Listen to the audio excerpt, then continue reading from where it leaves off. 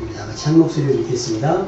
그 이튿날은 준비일 다음 날이라 대제사장들과 바리새인들이 함께 빌라도에게 모여되 주여 저 속이던 자가 살았을 때에 말하되 내가 사흘에 다시 살아나리라 한 것을 우리가 기억하노니 그러므로 명령하여 그 무덤을 사흘까지 굳게 지키게 하소서. 그의 제자들이 와서 시체를 부둥키자 하고 백성에게 말하되 그가 죽은 자 가운데서 살아났다 하면 그의 속임이 전보다 더 클까 하나이다 하니 빌라도가 이르되 너희에게 경비병이 있으니 가서 힘대로 굳게 지키라 하거늘 그들이 경비병과 함께 가서 돌을 인도하고 무덤을 굳게 지키니라. 아멘. 오전에 주일학교 아이들에게 시간을 할애하기가 사실은 쉽지 않은 결정이었어요. 그런데 너무 일찍 하는 것도 좀 아이들 입장에서는 불편할 것 같고 오후에 하자니 좋은 날씨에 다 나갈 것 같아서 저희가 어른 예배를 뒤로 좀 미뤘습니다. 분주하고 정신없었는데 어떻게 보면 아이들을 위한 귀한 시간인 것을 여기시고요. 양해해 주셨으면 대단히 감사하겠습니다. 아이들이 저희 교회 아이들의 특징 중에 하나가 교회를 다녔던 아이들이 많지 않아요. 그래서 오늘 부활주일 무슨 날이냐 했더니 예수님이 태어나신 날이라 하는 아이들도 시작해서 왜냐하면 태어나서 처음 우리 교회에 왔으니까 아직 처음 맞는 부활절이고 작년 크리스마스는 처음 맞는 크리스마스였던 거거든요. 그래서 오늘 이제 그것을 경험했으니까 우리 아이들이 잘하면 오늘 이 날을 기억하고 믿음으로 살게 되는 아이들이 될 줄로 믿습니다. 여러분들도 많이 기도해 주시고 아이들이 잘 정착할 수 있도록 협력해 주시기를 부탁을 드립니다. 오늘은 부활주일이에요. 부활주일이고 우리 지난 고난주간을 어떻게 보냈느냐에 따라서 아마 부활주일의 감격이 조금은 달라질 거라 생각이 듭니다. 정말 경건하게 거룩하게 고난을 체험하면서 보내셨다고 한다면 부활의 새벽에 오늘 또 집사님은 오늘 새벽에 나오셨다고 하더라고요. 새벽기도 하시려고. 저희가 이제 광고를 잘 못 드려가지고 저희가 주말에는 가정기도회로 하거든요. 그래서 왜냐하면 의미는 있잖아요. 부활주일 새벽에 그 막달라 마리아가 이렇게 예수님 무덤을 찾아간 것처럼 어떻게 보면 부활주일에 새벽 예배 드리는 게 맞을 수도 있을 것 같아요. 감격과 그것이 우리 삶 가운데 어떻게 부활주일을 준비하느냐에 따라서 오늘 말씀도 은혜가 되고 도전이 될 줄로 믿습니다. 예수님이 십자가 달려 달리셨을 때에 많은 사람들이 이렇게 이야기했습니다. 저가 많은 사람들을 구원했으니 자신도 구원해보라. 네가 유대인의 왕이면 너를 구원해봐라. 네가 그리스도가 아니냐. 심지어는 그 십자가 앞에 매달렸던 행악자도 비방하면서 나를 구원해보라 라고 이야기를 합니다. 그런데 그들이 비웃는 말에 예수님께서 반응하지 않으시고 다 이루었다. 아버지 내 영혼을 아버지께 맡깁니다 라는 유언과 같은 말씀으로 또 하나님께 버림받은 인간으로 오신 예수님의 인생 그렇게 끝을 맺게 되죠. 사람들은 모두가 끝났다고 말했습니다. 더 이상의 기적은 없다고 했을 수 있습니다. 그런데 만약 지난번에 말씀드렸지만 만약 예수님께서 죽지 않고 십자가에서 내려오셨다고 한다면 그보다 더 분명하고 확실한 증거는 없을 거예요. 그리스도가 맞나 보네? 라는 것들. 예수님을 때렸던 이들 십자가에서 내려온 예수님께 매달려서 살려달라고 그러지 않았을까요? 대제사장들과 많은 군병들과 예수님 조롱에 있던 사람들조차 엎드려서 살려달라고 울고불며 매달렸을 겁니다. 효율적으로 따진다고 한다면 예수님께서 돌아가시기보다는 극적인 효과, 천둥도 치고 번개도 치면서 막 천군과 천사가 막 불말이 불병거가 와가지고 예수님 해코지했던 사람들 다 잡아가지고 막 하면 아마도 이 세상 가운데 예수님 믿지 않는 사람은 없었을 거란 말입니다.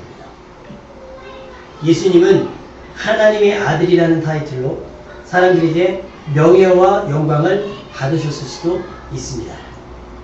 그러나 만약 그렇게 되었다고 한다면 예수님께서 십자가에 죽지 않으시고 터벅터벅 걸어내어 주셨다고 한다면 우리는 지금까지 여전히 죄인의 생태로 남아 있어줘야 했을 겁니다. 사람들이 혹시나 했던 기적은 나타나지 않았습니다. 예수님의 굵고 짧은 30여 년의 인생은 그렇게 막을 내렸지요. 부자 사람, 아리마대 사람 요셉만이 예수님의 시신을 걷어서 바위 속에 판 세무덤에 예수님을 안치했습니다. 여기까지는 다른 사람들의 죽음과 같았습니다. 그런데 예수님을 십자가에 못 박고 죽이고 아리마대 사람 요셉에게 시신을 넘겨준 다음에 대제사장들이 모여서 하는 얘기가 우습습니다. 뭐냐하면 예수님을 십자가에 죽이는데 일조한 그 일당들이 모여서 한다는 얘기가 예수님이 살아있었을 때에 예수님 뭐라고 표현하면 속이는 자로 표현하고 예수님 살아계셨을 때에 하셨던 말씀이 기억이 났다는 거예요. 그 말씀이 뭐냐면 저가 살아있을 동안에 사흘 후에 다시 산다고 이야기했다. 그래서 빌라도에게 가가지고 그 이야기를 하면서 그다 사람이 사흘 만에 다시 살아난다고 얘기했으니까 우리가 그 사람을 지켰으면 좋겠다라고 얘기하는 거예요. 그러니까 너희에게 사람이 있으니까 가서 지키라고 얘기를 합니다. 그래서 오늘 말씀에 너희 힘대로 지키라고 하니까 그들이 경비병과 함께 가서 돌을 임봉하고 무덤을 지키는 겁니다. 그들은 자신들이 예수님을 죽였고 그의 말 역시 속이는 말이라고 증명해 보려고 했습니다. 하지만 예수님은 힘이 없어서 죽어주신 것이 아니에요. 이길 수 없어서 죽으신 것이 아니란 말이죠. 우리의 구원을 위해서 죽어주신 겁니다. 또한 하신 말씀, 사흘 후에 다시 살아나신다는 생전의 말씀도 반드시 책임질 거라고 하는 겁니다. 인력으로는 완전히 중무정한 군대라 할지라도 아무리 큰 돌로 무덤을 막아놓는다 할지라도 예수님이 다시 살아나는 것을 막을 수 있는 것은 없습니다. 다시 말하면 예수님의 부활을 방해할 요소는 아무것도 없다는 말입니다. 안식 후 첫날 무덤가에 여인들이 달려가는데 무덤을 가로막았던 그들이 본 것은 무덤을 가로막았던 경비병들의 모습입니다. 성경에 뭐라고 기록되어 있냐면 그 무덤을 가로막은 경비병들은 마치 죽은 사람처럼 되어 있었다는 거예요. 죽은 사람처럼 되어 있다. 무엇을 보았는지 어떤 일이 있었는지 우리는 성경을 통해 짐작할 수 있지만 그때 당시 무덤가에 달려간 여인들의 모습과 그의 지문을 보면 어떤 일이 일어났는지 죽은 건 아니었어요. 왜? 이들이 달려가서 되어진 일들을 이야기하니까 죽은 건 아닌데 죽은 사람처럼 꼼짝없이 얼어붙어 있더라는 거예요. 예수님은 생전의 말씀 실제로 일으키셨다라고 하는 사실입니다. 그리고 그 말씀이 이루어지는 현장에 있었던 경비병들은 무서워 죽은 사람처럼 되어진 것입니다. 생각해봤어요. 이 순간, 이 시간에 예수님의 무덤을 지키던 경비병들처럼 세상에서 가장 불쌍하고 처량한 사람들은 없을 것 같다. 하필 그 많은 직업 중에, 하필 그 많은 일 중에 그날 거기서 예수님이 부활하신 사실을 알지 못하고 인지도 못하고 바라지도 않으면서 그 무덤을 지키고 있었다는 거죠. 가장 가까이에서 엄청난 것들을 경험할 수 있었던 사람들이 믿음이 없음으로 말미암아 실체처럼 죽어있는 모습으로 예수님의 부활을 당할 수밖에 없는 세상에서 가장 불쌍하고 가장 어리석은 사람들이 아닐까 생각을 해봤습니다. 예수님을 파는 것만큼이나 유다처럼 예수님을 부인한 것만큼이나 베드로처럼 어떻게 보면 이들의 무지는 더 안타까운 일이 아닐 수 없다라고 하는 사실입니다. 더 나쁜 것은 정신을 차린 이 경비병들이 대제사장들에게 달려가서 했던 얘기가 뭐냐면 이 사실을 이야기했더니 그들이 돈을 주면 이들을 입막음합니다. 제자들이 훔쳐갔다고 해라. 이 사람들이 돌아다니면서 어떤 이야기를 하냐면 그들이 돈을 주고 시킨 대로 그렇게 거짓말을 합니다. 유다보다 나은 게 있을까요? 차라리 세상에 나지 않았으면 좋았을 거라고 평을 받았던 유다보다 나을까요? 이 사람? 베드로보다 좀 나을까요? 안타까운 일이 아닐 수 없습니다. 부활을 가장 가까이서 가장 누구보다 먼저 경험할 수 있는 기회가 있었던 이 사람들에게는 믿음이 없었던 걸로 말미암아 가장 어리석고 둔하고 가장 가증한 거짓말쟁이가 되어버렸다라고 하는 사실입니다. 제사장들이 돈을 주고 유다를 충동질이 예수님을 팔게 했던 것처럼 돈을 주고 예수님의 부활의 소식을 거짓말로 덮으려 한 겁니다. 참으로 치사하고 옹졸한 사람들이 아닐 수 없죠. 우리가 가진 어떤 것으로도 우리를 향한 하나님의 사랑에서 끊을 수 없습니다. 왜 항상 그런 이야기 있잖아요. 진실은 승리한다. 정의는 이긴다는 거예요. 진실은 드러나게 돼 있어요. 거짓말은 판명되게 있다는 거예요. 거짓말은 썩지도 않나 봐요. 거짓말은 소멸도 안 되나 봐요. 반드시 드러난다는 거예요. 반드시 드러난다는 거죠. 이들의 거짓말은 머지않은 날에 드러나게 돼 있다라고 하는 사실입니다. 여러분의 눈과 여러분의 귀와 여러분의 감각은 어디를 향해 있습니까? 여전히 부활의 소식에 대해서도 긴가민가 의심하면서 사실일까 하면서 한 걸음 뒤에 물러선 자들은 아닙니다. 아니면 이 시간 이 경비병들처럼 예수님의 부활의 소식을 가장 가까이 들을 수 있음에도 불구하고 아무런 감각 없는 죽은 시체처럼 아무런 감정도 아무런 감격도 없이 그냥 1년 52주 예배드리는 그 주간의 하루로 삼아 있지는 않습니까? 하나님께서는 놀라운 반전을 일으키셨습니다. 죽었던 예수님을 사흘 만에 다시 살렸다는 사실입니다. 혹시 살아날지도 모르니까 경비병을 지키자가 아니라 혹시 제자들이 훔쳐갈까봐 염려했던 대제사장들의 생각은 전혀 틀렸다는 것을 증명해 보셨다는 사실. 그것을 저는 반전이라고 얘기합니다. 나사로가 병들어 죽어간다는 소식이 예수님께 들렸습니다. 생전에. 그런데 예수님께서 이상하게도 그 나사로의 이야기에 반응하지 않으셨어요. 그런데 성경은 예수님께서 나사로를 사랑하던 자라고 얘기했습니다. 그럼에도 불구하고 병들어 죽게 생겼는데 가지 않는 거예요. 예수님께서 진작에 가셨다고 한다면 그가 죽지 않고 치료받고 살 수도 있었단 말이에요. 그런데 예수님은 가지 않았어요. 결국 이틀이나 지체하신 후에 갔지만 나사로는 죽고 말았다는 거예요. 치료와 회복의 기회를 가지지 못했죠. 근데 예수님은 희한하게도 죽은 줄 아시면서도 나사로가 이미 죽은 줄 알면서도 나사로의 집을 방문을 합니다. 사람들이 수군거림이 들립니다. 맹인의 눈을 뜨게 한 사람이 이 사람을 죽지 않게 할 수 없었더냐. 마치 십자가에 예수님 앞에 얘기한 것처럼 네가 그리스도라면 내려와라. 너 자신을 구원해봐라. 그럼 우리가 믿겠노라 하는 것처럼 이들이 말했던 것은 나사로가 죽는 것이 아니라 나사로가 사는 거예요. 그런데 예수님은 제자들에게 뭐라고 얘기하시냐면 그가 죽은 것이 아니고 하나님의 영광을 나타내기 위함이다라고 말씀하고 계십니다. 우리 인생에 나사로와 같이 막막한 일이 있을 수도 있어요. 우리 인생에 예수님의 죽으심처럼 허무한 것이 있을 수도 있어요. 베드로가 말고기를 자르면서 예수님이 그런 일이 일어나지 않기를 바랬지만 예수님께서 할 수 없어서 잡혀가는 것이 아니라 우리를 살리기 위해서 잡혀가신다는 사실을 알렸음에도 불구하고 제자들은 예수님의 죽음 앞에 홍제역산 도망가게 되고요. 다들 각자의 자리로 돌아가서 언제 예수님의 제자였나는 듯이 무기력하고 무근음하게 살아가고 있었을 때 마치 그것은 나사로의 죽음과 같다고 저는 생각이 듭니다. 무덤 안에 들어있었던 나사로 더구나 썩어서 냄새나는 것처럼 그렇게 부패한 인생을 살아가게 되는 제자들의 모습과 우리 그리스도인의 모습을 볼 수 있다고 생각을 합니다.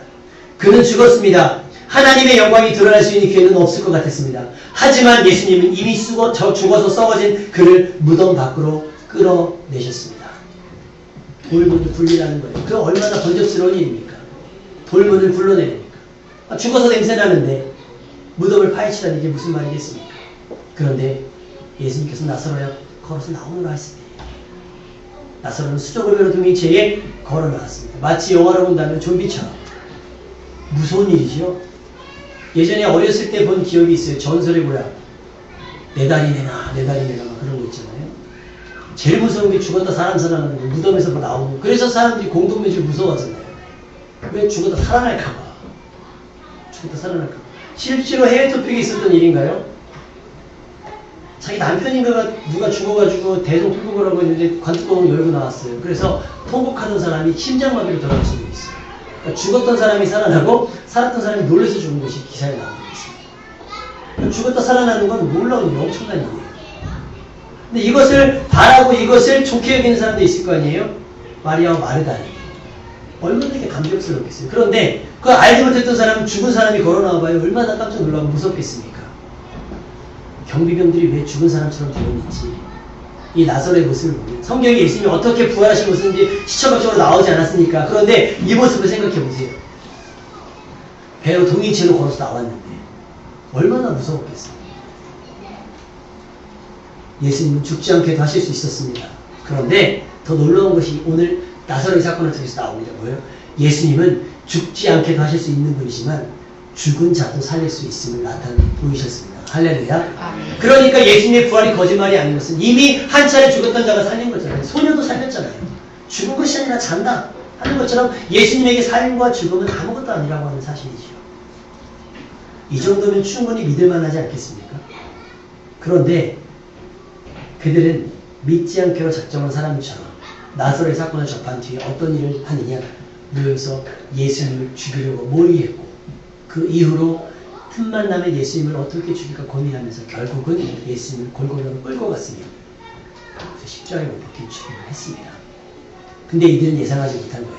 죽었던 나사로, 썩어 냄새나던 나사로가 살아나왔던 것처럼 예수님도 부활하실 거라는 사실을 미처 생각지 못한 거예요. 예수님을 죽여버리면 자신들의 자리와 자신들의 위치가 보장될 수 있었던 것을 아는 거죠. 그들이 본 것은 뭘까요? 죽은 데다 썩어 냄새나는 나사로가 다시 살아나는 것. 그럼에도 불구하고 그들은 나사로를 살리신 예수님을 죽일 수 있다고 생각했습니다. 이보다 미련한 것이 어디 있겠습니까? 예수님은 절대 누군가에 의해서 죽으신 것이 아닙니다. 예수님은 자발적으로 죽음을 택하신 거죠. 예수님은 살고자 했던 자신의 뜻을 그 뜻보다 우리를 살리고자 하신 하나님의 뜻에 따르기로 작정한 겁니다. 그 결정은 예수님을 고민하여 죽게 할 만큼 스트레스였습니다. 얼마나 그게 고통스러웠냐면 땀방울이 핏방울 때로 기도한 거예요. 살고 싶은데 할 수 있다면. 하지만 예수님은 겟세마네의 철저한 기도를 통해서 자신의 뜻이 아닌 하나님의 뜻에 순종하기를 결단하십니다. 그리고 자신을 파는 자에게 조금 더 망설임 없이 다가갑니다. 죽음의 길로 가는 거예요. 돌아가시기 위해 가는 거예요. 왜? 그것만이 우리를 멸망에서 영생으로 옮길 만한 유일한 방법이었기 때문에 그렇습니다. 그리고 오늘 예수님은 죽은 자 가운데서 다시 살아나셨습니다. 경비병들이 지키기 있었어도 돌문이 굳게 잠겨 있었어도 예수님은 누구의 방해도 받지 않고 죽은 자 가운데 살아나셨습니다. 할렐루야. 어떻게냐고 묻지 마십시오. 어떻게 그래? 라고 묻지 마십시오. 하나님께서 하신 일들에 대해서 우리는 어떻게 그렇지? 라고 의문을 갖지 마십시오. 우리가 항상 질문을 해봤습니다. 왜 살아나셨을까? 할렐루야. 왜 살아나셨을까? 왜 살아나셨을까? 부활을 과학적으로 의학적으로 설명할 수 있는 부분이 아니에요. 어떻게 다시 살아났냐고 묻지 말고요. 왜 다시 살아났어? 왜 다시 살아났느냐? 라고 스스로에게 질문해 봐야 될 줄 믿습니다. 로마서 4장 25절에 보니까 예수는 우리가 범죄한 것 때문에 내줌이 되고 또한 우리를 의롭다 하시기 위하여 살아나셨다는 건 사실이에요. 죽기만 하셨다고 한다면 무능한 거죠. 죽기만 하셨다고 한다면 무력한 거죠. 아무것도 할 수 없는 거죠. 결국 죽음 앞에 아무것도 할 수 없는 거니까. 그런데 죽음의 모습을 깨뜨렸습니다. 이제 무언가를 하실 수 있어요. 그 무언가가 뭡니까? 우리를 의롭게 하신다는 사실입니다. 여러분은 그리스도의 부활 때문에 의롭게 된 사실을 믿는 여러분 되시기를 주님의 이름으로 축원합니다. 베드로전서 1장 3절에 그의 많으신 긍휼대로 예수 그리스도를 죽은 자 가운데서 부활하게 하심으로 말미암아 우리를 거듭나게 하사 산소망이 있게 하셨다. 할렐루야. 보이지 않는 천국을 어떻게 믿고 있습니까? 어떻게 믿을 수가 있어요? 그것은 부활하신 예수님을 통해서 볼 수 있는 거예요. 그래서 믿음은 바라는 것들이 실상에 보이지 않는 것들이 증거라고 했는데 그 모든 것들 아직 되어지지 않은 일들을 뭘로 봅니까? 믿음의 눈으로 보는 거예요. 예수님은 나사로의 죽음 앞에 이렇게 물으셨습니다. 이렇게 말씀하셨어요. 나는 부활이요 생명이니 나를 믿는 자는 죽어도 살겠고 살아서 나를 믿는 사람은 영원히 죽지 아니할 것이다. 그리고 이렇게 질문합니다. 내가 이것을 믿느냐? 여러분 믿으십니까? 예수님의 대속을 믿으십니까? 그리고 그의 부활하심을 믿으십니까? 그렇다면 여러분에게 산소망이 있어야 될 줄 믿습니다. 움츠릴 필요가 없는 겁니다. 절망할 필요가 낙심할 필요가 없는 겁니다. 나사로의 죽었다 다시 살아난 것과 예수님의 부활하심 역시 성경을 통해 배웠습니다. 스스로 대답해 보십시오. 이것을 믿습니까? 여러분의 대답이 경비병들과 돌문과 그리고 돈과 거짓말 때문에 그 믿음이 가로막히지 않기를 주님의 이름으로 축원합니다. 아멘. 로마서 8장 38절부터 39절 말씀에 이렇게 기록되어 있습니다. 내가 확신하노니 사망이나 생명이나 천사들이나 권세자들이나 현재인이나 장래인이나 능력이나 높음이나 깊음이나 다른 어떤 피조물이라도 우리를 우리 주 그리스도 예수 안에 있는 하나님의 사랑에서 끊을 수 없느니라. 할렐루야. 죽음도 끊지 못했습니다. 누구도 막을 수 없었습니다. 경비병들도 돌문도 상식도 과학도 의학적 소견도 예수님의 부활을 가로막지 못했습니다. 여러분의 믿음은 어디에 가로막혀 있습니까? 여러분의 경험과 여러분의 지식을 인해서 가로막혀 있지 않기를 바랍니다. 주님은 부활하셨습니다. 그리고 하늘에 오르셨습니다. 그리고 분명 우리를 다시 그날에 일 때까지 우리를 위해서 쉬지 않고 죽음과 함께 계실 것입니다. 예수님의 십자가의 가치, 예수님의 십자가의 고통, 십자가의 흘리신 보혈, 그리고 다시 부활하심이 여러분에게 산 소망이 되어서 낙심하지 아니하고 넘어지지 아니하고 굳굳하게 믿음 생활할 수 있는 여러분 되시기를 주님의 이름으로 축원합니다.